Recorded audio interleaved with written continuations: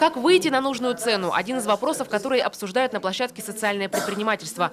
Руководитель федерального проекта «Больше, чем покупка» Елена Карин рассказывает о 5 точках, на которые опирается любой малый бизнес, тем более социальный. Цель которого не столько заработать деньги, сколько быть полезным обществу. Помогать людям, улучшать экологию, сохранять традиционные ремесла, создавать рабочие места для инвалидов и многодетных матерей.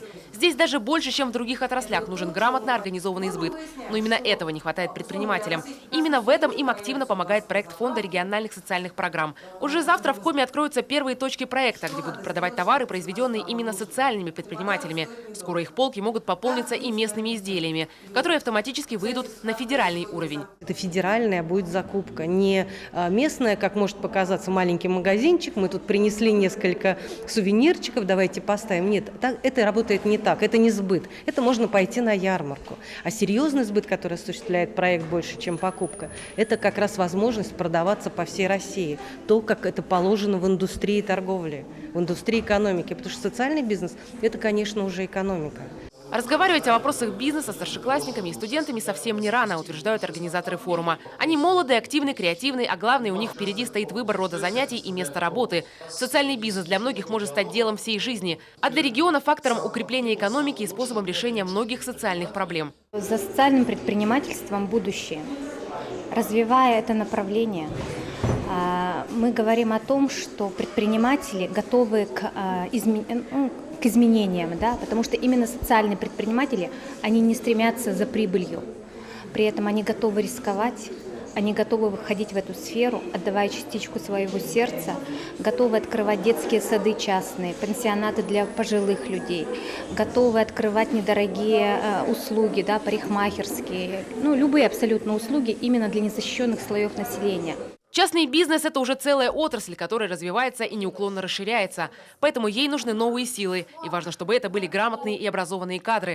После образовательного форума они смогут планировать дальнейшую учебу с учетом того, что увидят и услышат. Возможно, родятся новые идеи для бизнеса, каких еще не было. Сейчас уровень малого бизнеса в Коми еще невелик. Доля предпринимателей в экономике – 20%.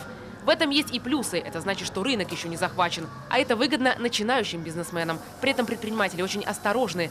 Проектов амбициозных и рискованных мало. Большинство выбирает традиционные сферы деятельности. Это услуги и торговля. Планирование краткосрочное в среднем на 3 года. Несколько масштабнее проекты в сельском хозяйстве и лесной отрасли. Потому что они более затратны еще на этапе открытия. Зато имеют большую социальную значимость на селе. В сельских районах молодежь все-таки остается, и они уже приходят к нам на обучение.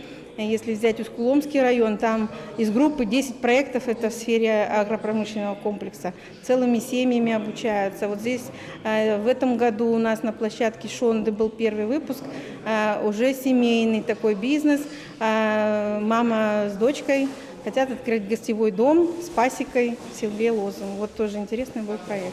Впрочем, любой самый интересный проект так и останется на бумаге без средств. Именно на этом отсеивается наибольшее количество начинающих бизнесменов. Где взять финансы для старта – это большой блок молодежного форума, о котором говорили на всех площадках. Возможности государственной и негосударственной поддержки, механизм народного бюджетирования, микрозаймы от Центра поддержки предпринимателей Шонды. Молодежному предпринимательству в Коми посвящена целая неделя. До субботы в разных районах проходят круглые столы, форумы, мастер-классы. А завершится работа 26 мая большим форумом «Маркетинг. Инструмент развития территорий». Таисия Жакова, Константин Куратов, Олег Костромин, телеканал Юрган.